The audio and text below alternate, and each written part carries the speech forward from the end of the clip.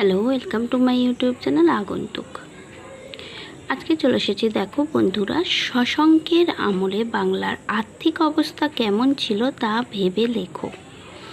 এটাও পেয়ে যাবে তোমাদের ইতিহাস টেক্সট বইয়ের ক্লাস 7-এর অনুশীলনের যে প্রশ্ন উত্তরগুলি আছে সেই প্রশ্ন উত্তর থেকে। আর এটা তোমাদের টেক্সট বইয়ের 12 পৃষ্ঠাতে আছে। তাহলে কি লিখব? শশাঙ্কর আমলে বাংলার আর্থিক অবস্থা। প্রথমে ভূমিকা লিখে নিতে হবে। কি লিখব? শশাঙ্ক প্রথম জীবনে একজন মহা সামন্ত হলেও পরবর্তীকালে তিনি গৌড়ের স্বাধীন শাসক হন। এবার এতে কয়েকটা পয়েন্টস করতে হবে আমাকে। 1 নম্বর পয়েন্টস হলো কৃষি নির্ভরতা।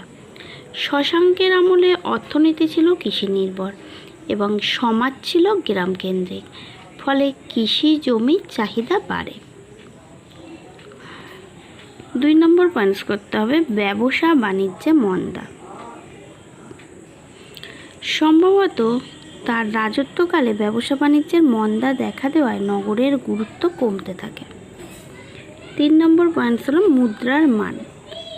শশাঙ্কর আমলে প্রচলিত স্বর্ণমুদ্রার মান পড়ে যাওয়ায় মুদ্রার নকল হতো এবং রূপোর মুদ্রাও ছিল না।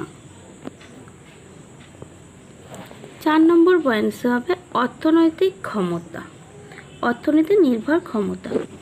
ব্যবসা বাণিজ্যের মন্দার কারণে শ্রেষ্ঠী বা বণিকদের গুরুত্ব কমে যায়। এইভাবে আলোচনা করলে দেখা যায় যে মোটের উপর শশাঙ্কের আমলে অর্থনীতির অবনতি ঘটে।